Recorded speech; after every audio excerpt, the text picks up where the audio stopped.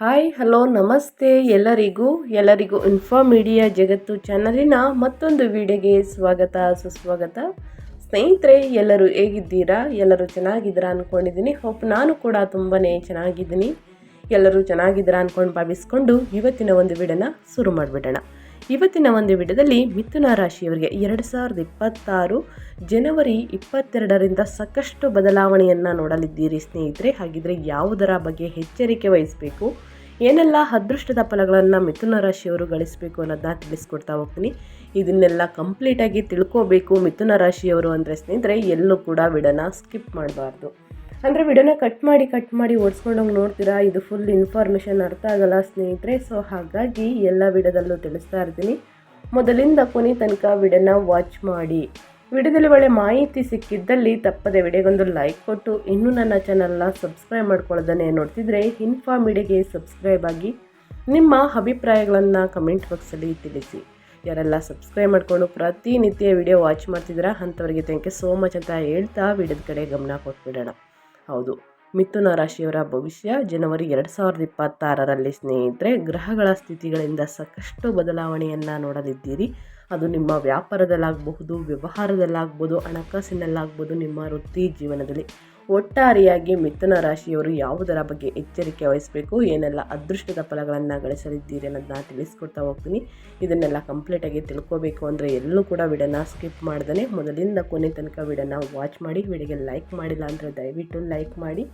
ಈ ಅದೃಷ್ಟ ರಾಶಿ ನಿಮ್ಮ ಕುಟುಂಬದಲ್ಲಿ ಮತ್ತು ನಿಮ್ಮ ಸ್ನೇಹಿತರಲ್ಲಿ ಇದ್ದರೆ ತಪ್ಪದೆ ಅವ್ರಿಗೂ ಕೂಡ ವಿಡಿಯೋವನ್ನು ಶೇರ್ ಮಾಡಿ. ನಿಮ್ಮ ಕಡೆಯಿಂದ ಅದೃಷ್ಟ ಭವಿಷ್ಯವನ್ನು ತಿಳ್ಕೊಂಡಂಗಾಗುತ್ತೆ. ಓಕೆ, ತಡ ಮಾಡೋದು ಬೇಡ, ವಿಡಿಯೋದ ಕಡೆ ಗಮನ ಕೊಟ್ಬಿಡೋಣ. ಮಿಥುನ ರಾಶಿಯವರಿಗೆ ಜನವರಿ 2026 ದ್ವಿತೀಯಾರ್ಧದಲ್ಲಿ ಏನೆಲ್ಲ ಬದಲಾವಣೆಯನ್ನು ನೋಡಲಿದ್ದೀರಿ ಅನ್ನೋದಾದರೆ, ಜನವರಿ ತಿಂಗಳು ನಿಮಗೆ ಗಂಭೀರ ಮತ್ತು ಅರ್ಥಪೂರ್ಣವೆಂದು ಭಾವಿಸಬಹುದು. ಇದು ಹಗುರವಾದ ತಿಂಗಳಲ್ಲ ಸ್ನೇಹಿತರೆ, ಬದಲಿಗೆ ಬೆಳೆಯಲು, ಪ್ರಬುದ್ಧರಾಗಲು ಮತ್ತು ಜವಾಬ್ದಾರಿಗಳನ್ನು ನೇರವಾಗಿ ಎದುರಿಸಲು ನಿಮ್ಮನ್ನು ಕೇಳುವ ತಿಂಗಳು ಅಂತಲೇ ಹೇಳಬಹುದು. ನೀವು ಗಮನವು ಸಂಬಂಧಗಳು, ಒಪ್ಪಂದಗಳು ಮತ್ತು ನಿಮ್ಮ ಸುತ್ತಲಿರುವ ಜನರ ಕಡೆಗೆ ಹೋಗಬಹುದು. ಆದರೆ ಆಂತರಿಕವಾಗಿ ಏನೋ ಆಳವಾದ ಬದಲಾವಣೆ ನಡೆಯುತ್ತಿದೆ. ಜನವರಿ ಮಧ್ಯದ ನಂತರ ನಿಮ್ಮ ಗಮನವು ಒಳಮುಖವಾಗುತ್ತದೆ. ನೀವು ಹಣ, ಭದ್ರತೆ, ನಂಬಿಕೆ ಮತ್ತು ದೀರ್ಘಕಾಲೀನ ಸ್ಥಿರತೆಯ ಬಗ್ಗೆ ಆಳವಾಗಿ ಯೋಚಿಸಲು ಪ್ರಾರಂಭಿಸಬಹುದು. ನಿಮ್ಮನ್ನು ನೀವು ಚೆನ್ನಾಗಿ ಅರ್ಥ ಮಾಡಿಕೊಳ್ಳುವ ತಿಂಗಳು ಇದಾಗಿದೆ ಅಂತಲೇ ಹೇಳಬಹುದು. ಮತ್ತು ಆ ತಿಳುವಳಿಕೆಯು ನೀವು ಹೇಗೆ ಕೆಲಸ ಮಾಡುತ್ತೀರಿ, ಗಳಿಸುತ್ತೀರಿ ಮತ್ತು ಇತರರೊಂದಿಗೆ ಹೇಗೆ ಸಂಬಂಧವನ್ನು ಹೊಂದಿದ್ದೀರಿ ಎಂಬುದರ ಅರಿತಾಗಿ ನಿಧಾನವಾಗಿ ಬದಲಾಗ್ತಾ ಹೋಗುತ್ತೆ ಸ್ನೇಹಿತರೆ. ನಿಮ್ಮ ರಾಶಿಯಲ್ಲಿರುವಂತಹ ಗುರುವು ಆತ್ಮವಿಶ್ವಾಸ ಮತ್ತು ಸ್ವಯಂ ಬೆಳವಣಿಗೆಯನ್ನು ಬೆಂಬಲಿಸಲಿದ್ದಾರೆ. ಆದರೆ 10ನೇ ಮನೆಯಲ್ಲಿರುವಂಥ ಶನಿಯು ಶಿಸ್ತು ಮತ್ತು ನಿರಂತರ ಪ್ರಯತ್ನದ ಮೂಲಕ ಮಾತ್ರ ಪ್ರಗತಿ ಬರುತ್ತದೆ ಎಂದು ನೆನಪಿನಲ್ಲಿಟ್ಕೊಳ್ಳಿ. ಹಾಗಿದ್ರೆ ಯಾವುದರ ಬಗ್ಗೆ ಎಚ್ಚರಿಕೆ ವಹಿಸಬೇಕು? ಹಣಕಾಸಿನ ಬಗ್ಗೆ, ವೃತ್ತಿ ಜೀವನದ ಬಗ್ಗೆ, ಕುಟುಂಬ ಮತ್ತು ಸಂಬಂಧಗಳ ಬಗ್ಗೆ, ನಿಮ್ಮ ಆರೋಗ್ಯದ ಬಗ್ಗೆ ಯಾವುದರ ಬಗ್ಗೆ ಎಚ್ಚರಿಕೆ ವಹಿಸಬೇಕು ಅನ್ನೋದನ್ನ ತಿಳಿಸ್ಕೊಡ್ತೀನಿ. ಮೊದಲನೇದಾಗಿ ಶಿಕ್ಷಣದ ಬಗ್ಗೆ ತಿಳಿಸ್ಕೊಡ್ತೀನಿ, ಯಾಕಂದರೆ ಇದರ ಬಗ್ಗೆ ನನಗೆ ಸಾಕಷ್ಟು ಕಮೆಂಟ್ನ ಮಾಡ್ತಾ ಇರ್ತೀರ. ನಮ್ಮ ಮಕ್ಕಳ ಭವಿಷ್ಯ ಹೇಗಿರಲಿದೆ ತಿಳಿಸ್ಕೊಡಿ, ಅವರು ಏನೆಲ್ಲ ಫಲಿತಾಂಶವನ್ನು ಗಳಿಸಲಿದ್ದಾರೆ ತಿಳಿಸ್ಕೊಡಿ ಅಂತ ಕೇಳ್ತಾ ಇರ್ತಾರೆ. ಸೊ ಹಾಗಾಗಿ ಮೊದಲನೇದಾಗಿ ವಿದ್ಯಾರ್ಥಿಗಳೇ ಬಗ್ಗೆ ತಿಳಿಸ್ಕೊಡ್ತಾ ಹೋಗ್ತೀನಿ. ವಿದ್ಯಾರ್ಥಿಗಳು, ಮಿಥುನ ರಾಶಿಯ ವಿದ್ಯಾರ್ಥಿಗಳು ಕಾರ್ಯಕ್ಷಮತೆ ಅಥವಾ ಭವಿಷ್ಯದ ಯೋಜನೆಗೆ ಸಂಬಂಧಿಸಿದಂತೆ ಒತ್ತಡವನ್ನು ಅನುಭವಿಸಬಹುದು. ನಿಮ್ಮಲ್ಲಿ ಕೆಲವರು ವೃತ್ತಿ ಜೀವನದ ದಿಕ್ಕು, ಸ್ಪರ್ಧಾತ್ಮಕ ಪರೀಕ್ಷೆಗಳು ಅಥವಾ ವಿಶೇಷತೆಯ ಬಗ್ಗೆ ಆಳವಾಗಿ ಯೋಚಿಸಬಹುದು. ಒಂದು ಸಮಯದಲ್ಲಿ ಒಂದು ವಿಷಯ ನಿಧಾನವಾಗಿ ಮತ್ತು ಸ್ಥಿರತೆಯು ಈ ತಿಂಗಳು ಗೆಲ್ಲುತ್ತದೆ ಅಂತಲೇ ಹೇಳ್ಬೋದು. ನೀವು ರಚನಾತ್ಮಕ ರೀತಿಯಲ್ಲಿ ಅಧ್ಯಯನವನ್ನು ಮಾಡಿದಾಗ ಏಕಾಗ್ರತೆ ಸುಧಾರಿಸುತ್ತದೆ ಸ್ನೇಹಿತರೆ.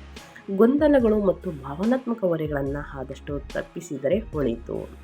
ಇನ್ನು ಮುಂದಿನದಾಗಿ ವ್ಯಾಪಾರ ವ್ಯವಹಾರದ ಬಗ್ಗೆ ಹೇಳೋದಾದರೆ, ಏನೆಲ್ಲ ಬದಲಾವಣೆಯನ್ನು ನೋಡಲಿದ್ದೀರಿ, ಯಾವುದರ ಬಗ್ಗೆ ಎಚ್ಚರಿಕೆ ವಹಿಸಬೇಕು ಅನ್ನೋದನ್ನ ನೋಡ್ತಾ ಹೋಗೋಣ. ದ್ವಿತೀಯಾರ್ಧವು ವ್ಯಾಪಾರ ವ್ಯವಹಾರದಲ್ಲಿ ಮತ್ತು ಪಾಲುದಾರಿಕೆಯಲ್ಲಿ ಸಂಶೋಧನೆ, ದೀರ್ಘಕಾಲೀನ ಯೋಜನೆ ಮತ್ತು ತೆರೆಮರೆಯ ತಯಾರಿಗಳನ್ನು ಬೆಂಬಲಿಸುತ್ತದೆ. ಸರಿಯಾದ ವಿಶ್ಲೇಷಣೆ ಇಲ್ಲದೆ ಹೊಸ ಡೀಲ್ಗಳಿಗೆ ಆತುರ ಪಡಬೇಡಿ. ಈಗ ಲಾಭ ತರುವುದು ಆಳವಾದ ಕೆಲಸ, ವೇಗವಲ್ಲ ಅಂತಲೇ ಹೇಳಬಹುದು. ವ್ಯಾಪಾರ ವ್ಯವಹಾರದ ವಿಷಯಗಳಿಗೆ ಎಚ್ಚರಿಕೆಯ ನಿರ್ವಹಣೆ ಅಗತ್ಯವಿದೆ ಸ್ನೇಹಿತರೆ. ನೀವು ಒಪ್ಪಂದಗಳು, ಪಾಲುದಾರಿಕೆಗಳು ಅಥವಾ ಹಂಚಿಕೆಯ ಹೂಡಿಕೆಗಳೊಂದಿಗೆ ವ್ಯವಹರಿಸಬಹುದು.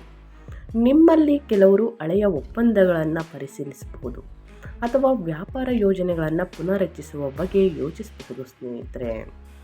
ಇನ್ನು ಅದೇ ರೀತಿ ನಿಮ್ಮ ಹೆಲ್ತ್ ಬಗ್ಗೆ ಹೇಳೋದಾದರೆ ಮಿಥುನ ರಾಶಿಯವರು ಯಾವುದರ ಬಗ್ಗೆ ಎಚ್ಚರಿಕೆ ವಹಿಸಬೇಕು, ಏನೆಲ್ಲ ಫಲಿತಾಂಶವನ್ನು ನೋಡಲಿದ್ದೀರಿ ಅಂದರೆ, ಆರೋಗ್ಯಕ್ಕೆ ಪ್ರಜ್ಞಾಪೂರ್ವಕ ಕಾಳಜಿ ಬೇಕು.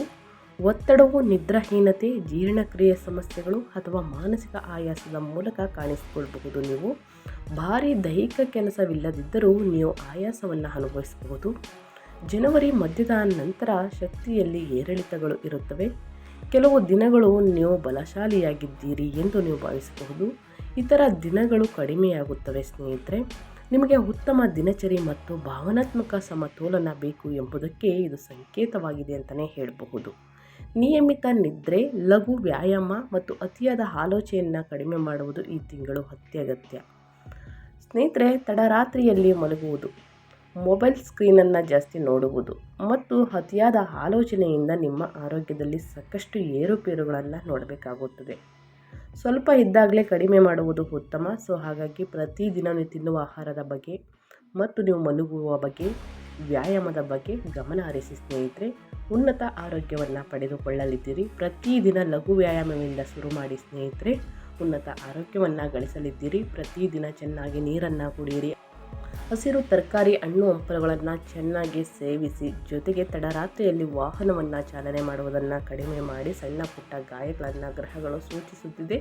ಯಾವುದರ ಬಗ್ಗೆ ಎಚ್ಚರಿಕೆ ವಹಿಸಬೇಕು ಅಂತ ಹೇಳ್ತೀನಿ, ಅದರ ಬಗ್ಗೆ ಎಚ್ಚರಿಕೆ ವಹಿಸಿ ಅಂತ ಹೇಳ್ತಾ, ಇನ್ನು ಕುಟುಂಬ ಮತ್ತು ಸಂಬಂಧಗಳ ಬಗ್ಗೆ ಹೇಳೋದಾದರೆ ಏನೆಲ್ಲ ಬದಲಾವಣೆಯನ್ನು ನೋಡಲಿದ್ದೀರಿ, ಯಾವುದರ ಬಗ್ಗೆ ಎಚ್ಚರಿಕೆ ವಹಿಸಬೇಕು ಅನ್ನೋದನ್ನ ನೋಡ್ತಾ ಹೋಗೋಣ. ಸಂಬಂಧಗಳು ಈ ತಿಂಗಳು ಆಳವಾದ ಹಂತದ ಮೂಲಕ ಹಾದು ಹೋಗುತ್ತವೆ. ನೀವು ಕೆಲವು ಜನರಿಗೆ ಹತ್ತಿರವಾಗಬಹುದು ಅಥವಾ ಇತರರಿಂದ ದೂರವಾಗಬಹುದು ಸ್ನೇಹಿತರೆ. ಅದು ನಷ್ಟವಲ್ಲ, ಇದು ಭಾವನಾತ್ಮಕ ಫಿಲ್ಟರಿಂಗ್ ಅಂತಲೇ ಹೇಳಬಹುದು. ಪಾಲುದಾರಿಕೆ ವಿಷಯಗಳು ಸಕ್ರಿಯವಾಗಿರುತ್ತವೆ.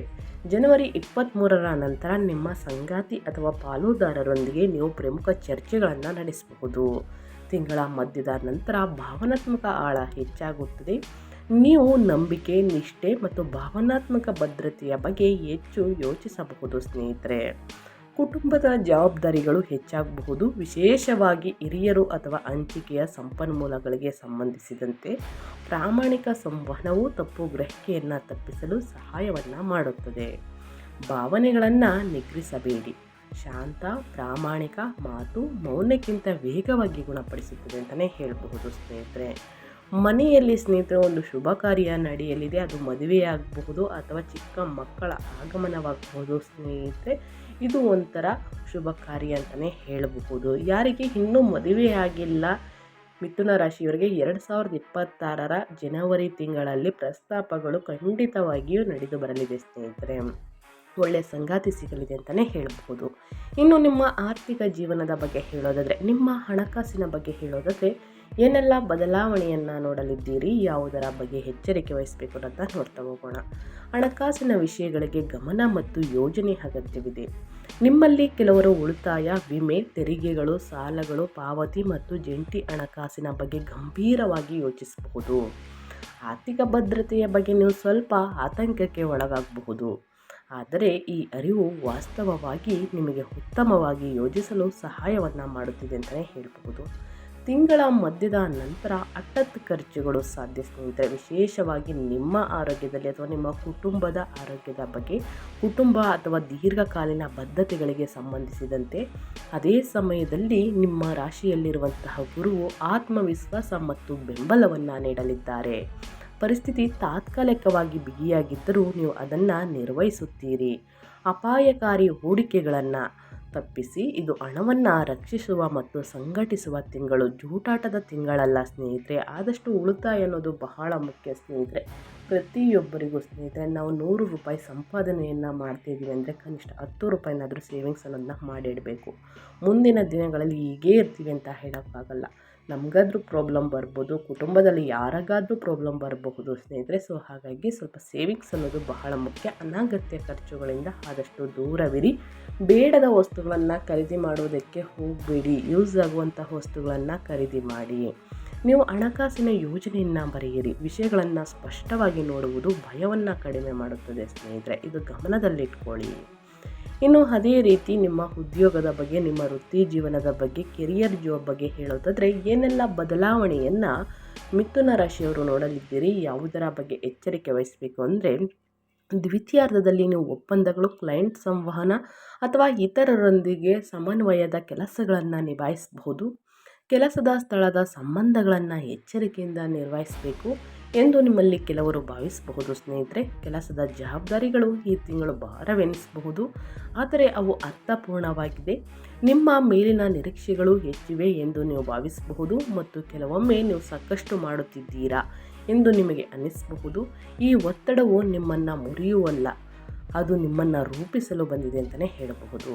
10ನೇ ಮನೆಯಲ್ಲಿರುವಂತಹ ಶನಿ ಶಿಸ್ತನ್ನು ಬಯಸುತ್ತಾರೆ. ಪ್ರಗತಿ ನಿಧಾನವಾಗಿದೆ ಎಂದು ನೀವು ಭಾವಿಸಬಹುದು, ಆದರೆ ನೀವು ಈಗ ಏನನ್ನು ನಿರ್ಮಿಸುತ್ತೀರೋ ಅದು ಶಾಂತವಾಗಿರುತ್ತದೆ. ನೀವು ಸ್ಥಿರವಾಗಿದ್ದರೆ ಹಿರಿಯರು ನಿಮ್ಮ ವಿಸ್ವಾರ್ಥತೆಯನ್ನು ಗುರುತಿಸುತ್ತಾರೆ. ಜವಾಬ್ದಾರಿಯಿಂದ ತಪ್ಪಿಸಿಕೊಳ್ಬೇಡಿ, ಅದನ್ನು ಶಾಂತವಾಗಿ ಎದುರಿಸಿ. ನಿಮ್ಮ ಖ್ಯಾತಿಯನ್ನು ಮೌನವಾಗಿ ನಿರ್ಮಿಸಲಾಗುತ್ತದೆ ಸ್ನೇಹಿತರೆ. ಇದು ಒಟ್ಟಾರೆ ಭವಿಷ್ಯ ಹೀಗಿದೆ ಅಂತಲೇ ಹೇಳ್ಬೋದು. ಸಾಕಷ್ಟು ಕ್ವಶನ್ನ ನನಗೆ ಕೇಳಿದ್ದೀರಾ ಸ್ನೇಹಿತರೆ. ಆ ಕ್ವಶನ್ ಬಗ್ಗೆ ಮೊದಲನೇದಾಗಿ ತಿಳಿಸ್ಬಿಟ್ಬಿಡ್ತೀನಿ. 2026 ಮಿಥುನ ರಾಶಿಯ ವೃತ್ತಿ ಜೀವನಕ್ಕೆ ಉತ್ತಮವೇ? ಹೌದು, ಒತ್ತಡ ಹೆಚ್ಚಾಗಿದ್ದರೂ ಕೂಡ ಸ್ನೇಹಿತರೆ ನಿಮ್ಮ ವೃತ್ತಿಪರ ಅಡಿಪಾಯವನ್ನು ಬಲಪಡಿಸುತ್ತಿದೆ. ನಾನು ಏಕೆ ಭಾವನಾತ್ಮಕವಾಗಿ ತೀವ್ರತೆಯನ್ನು ಅನುಭವಿಸುತ್ತಿದ್ದೇನೆ? 8ನೇ ಮನೆಯ ಅಷ್ಟಮ ಸ್ಥಾನದಲ್ಲಿ ಗ್ರಹ ಸಂಚಾರಗಳು ಆಂತರಿಕ ಪರಿವರ್ತನೆ ಮತ್ತು ಭಾವನಾತ್ಮಕ ಆಳವನ್ನು ಪ್ರಚೋದಿಸುತ್ತದೆ. ಆರ್ಥಿಕ ನಿರ್ಧಾರಗಳಿಗೆ ಉತ್ತಮ ತಿಂಗಳೇ ಅಂತ ಕೇಳಿದ್ರೆ ಯೋಜನೆ ಮತ್ತು ಸಂಘಟನೆಗೆ ಹೌದು ಸ್ನೇಹಿತರೆ, ಆದರೆ ಅಪಾಯಕಾರಿ ಹೂಡಿಕೆಗಳನ್ನು ಆದಷ್ಟು ತಪ್ಪಿಸಿ. ಹಿರಿಯರ ಮಾರ್ಗದರ್ಶನವನ್ನು ತೆಗೆದುಕೊಂಡು ಹೂಡಿಕೆಯನ್ನು ಮಾಡಿದರೆ ಒಳಿತು. ಇನ್ನು ಅದೇ ರೀತಿ ಸಣ್ಣ ಪುಟ್ಟ ಪರಿಹಾರಗಳನ್ನು ತಿಳಿಸ್ಕೊಡ್ತೀನಿ. ಆದಷ್ಟು ಈ ಪರಿಹಾರಗಳನ್ನು ಮಾಡುವುದರಿಂದ ಸ್ನೇಹಿತರೆ ನಿಮ್ಮ ಸಮಸ್ಯೆಗಳು ಕ್ರಮೇಣವಾಗಿ ಕಡಿಮೆಯಾಗಲಿದೆ. ಆದಷ್ಟು ಸರಳ ಮತ್ತು ಪ್ರಾಯೋಗಿಕ ಶಕ್ತಿಶಾಲಿ ಪರಿಹಾರವಾಗಿರುತ್ತದೆ. ಗಮನ ಹರಿಸಬೇಕಾದ ದಿನಾಂಕಗಳ ಬಗ್ಗೆ ತಿಳಿಸ್ಕೊಡ್ತೀನಿ. ಜನವರಿ 20, 21, 22ನೇ ತಾರೀಕು ಬುಧ 8ನೇ ಮನೆಗೆ ಸಂಶೋಧನೆ, ಕಾಗದ ಪತ್ರ ಮತ್ತು ಆಳವಾದ ಚಿಂತನೆ ಸುಧಾರಿಸುತ್ತದೆ. ಕುಜ 8ನೇ ಮನೆಗೆ ಸವಾಲುಗಳನ್ನು ಎದುರಿಸಲು ಮತ್ತು ನಿಯಂತ್ರಣ ತೆಗೆದುಕೊಳ್ಳಲು ಪ್ರಬಲ ಪ್ರಚೋದನೆಯನ್ನು ನೀಡಲಿದ್ದಾರೆ. ಸೂರ್ಯ 8ನೇ ಮನೆಗೆ ಆರ್ಥಿಕತೆ, ಪರಿವರ್ತನೆ, ಆಂತರಿಕ ಸ್ಪಷ್ಟತೆಯ ಮೇಲೆ ಗಮನ ಕೊಡಿ. ಶುಕ್ರ 8ನೇ ಮನೆಗೆ ಹೋಗುವ ಕಾರಣ ಭಾವನಾತ್ಮಕ ಆಳ, ಸಂಬಂಧದ ಸೂಕ್ಷ್ಮತೆ ಹೆಚ್ಚಾಗುತ್ತದೆ. ಸೊ ಈ ದಿನಾಂಕದ ಬಗ್ಗೆ ಎಚ್ಚರಿಕೆ ವಹಿಸಿ. ಇನ್ನು ಪರಿಹಾರದ ಕ್ರಮಗಳ ಬಗ್ಗೆ ಹೇಳೋದಾದರೆ, ಮಾನಸಿಕ ಸಮತೋಲನಕ್ಕಾಗಿ ಪ್ರತಿದಿನ 11 ಬಾರಿ ಓಂ ಬುಧಾಯ ನಮಃ ಎಂದು ಜಪಿಸಿ ಸ್ನೇಹಿತರೆ. ಇನ್ನು ಬುಧವಾರದಂದು ಬಡವರಿಗೆ, ನಿರ್ಗತಿಕರಿಗೆ ಮತ್ತು ಬಡ ವಿದ್ಯಾರ್ಥಿಗಳಿಗೆ ಆಹಾರ ಮತ್ತು ಲೇಖನಿ ಸಾಮಗ್ರಿಗಳನ್ನು ದಾನ ಮಾಡಿ. ತಡರಾತ್ರಿಯ ಜಾಗರಣೆ ಮತ್ತು ಮಲಗುವ ಮುನ್ನ ಅತಿಯಾಗಿ ಯೋಚಿಸುವುದನ್ನು ತಪ್ಪಿಸಿ. ಇದು ನಿಮ್ಮ ಆರೋಗ್ಯದಲ್ಲಿ ಸಾಕಷ್ಟು ಬದಲಾವಣೆಯನ್ನು ತರಲಿದೆ. ಕೆಲಸದ ಸ್ಥಳವನ್ನು ಸ್ವಚ್ಛವಾಗಿ ಮತ್ತು ವ್ಯವಸ್ಥಿತವಾಗಿ ಇರಿಸಿ. ಸ್ಪಷ್ಟತೆ ಮತ್ತು ಆತ್ಮವಿಶ್ವಾಸಕ್ಕಾಗಿ, ವ್ಯಾಪಾರ ವ್ಯವಹಾರದಲ್ಲಿ ಸ್ನೇಹಿತರೆ ಅಭಿವೃದ್ಧಿಗಾಗಿ ಪ್ರತಿದಿನ ಬೆಳಿಗ್ಗೆ ಸೂರ್ಯನಿಗೆ ನೀರನ್ನು ಅರ್ಪಿಸಿ ಸ್ನೇಹಿತರೆ. ಬಡ ವಿದ್ಯಾರ್ಥಿಗಳಿಗೆ, ಬಡವರಿಗೆ ಆದಷ್ಟು ಸಹಾಯವನ್ನು ಮಾಡಿ. ಹಣ ಸಹಾಯವಾದರೂ ಕೂಡ ಮಾಡಬಹುದು. ತಪ್ಪದೇ ಈ ಪರಿಹಾರಗಳನ್ನು ಮಾಡಿ ಅಂತ ಹೇಳ್ತಾ ನಾನು ವಿಡಿಯೋನ ಎಂಡ್ ಮಾಡ್ತಾ ಇದ್ದೀನಿ. ಇವತ್ತಿನ ಒಂದು ವಿಡಿಯೋದಲ್ಲಿ ಒಳ್ಳೆಯ ಮಾಹಿತಿ ಸಿಕ್ಕಿದ್ದಲ್ಲಿ, ಈ ವಿಡಿಯೋ ಯೂಸ್ಫುಲ್ ಅನಿಸಿದ್ದಲ್ಲಿ ದಯವಿಟ್ಟು ವಿಡಿಯೋಗೆ ಲೈಕ್ ಮಾಡೋದನ್ನ ಮರ್ತಿದ್ರೆ ಲೈಕ್ ಮಾಡಿ. ಇನ್ನೂ ನನ್ನ ಚಾನಲ್ನ ಸಬ್ಸ್ಕ್ರೈಬ್ ಮಾಡ್ಕೊಳ್ಳೋದನ್ನೇ ನೋಡ್ತಿದ್ರೆ ಇನ್ಫಾ ಮೀಡಿಯಾಗೆ ಸಬ್ಸ್ಕ್ರೈಬ್ ಆಗಿ ನಿಮ್ಮ ಅಭಿಪ್ರಾಯಗಳನ್ನು ಕಮೆಂಟ್ ಬಾಕ್ಸಲ್ಲಿ ತಿಳಿಸಿ. ಯಾರೆಲ್ಲ ಸಬ್ಸ್ಕ್ರೈಬ್ ಮಾಡ್ಕೊಂಡಿದ್ದೀರಾ ಅವ್ರಿಗೆ ಥ್ಯಾಂಕ್ ಯು ಸೋ ಮಚ್ ಅಂತ ಹೇಳ್ತಾ, ನಿಮಗೂ ಮತ್ತು ನಿಮ್ಮ ಕುಟುಂಬಕ್ಕೆ ತುಂಬಾ ಒಳ್ಳೆಯದಾಗಲಿ. ಮತ್ತೊಂದು ವಿಡಿಯೋ ಜೊತೆ ಮತ್ತೊಂದು ಹೊಸ ಅಪ್ಡೇಟಲ್ಲಿ ಸಿಗ್ತೀನಿ. Thank you for watching.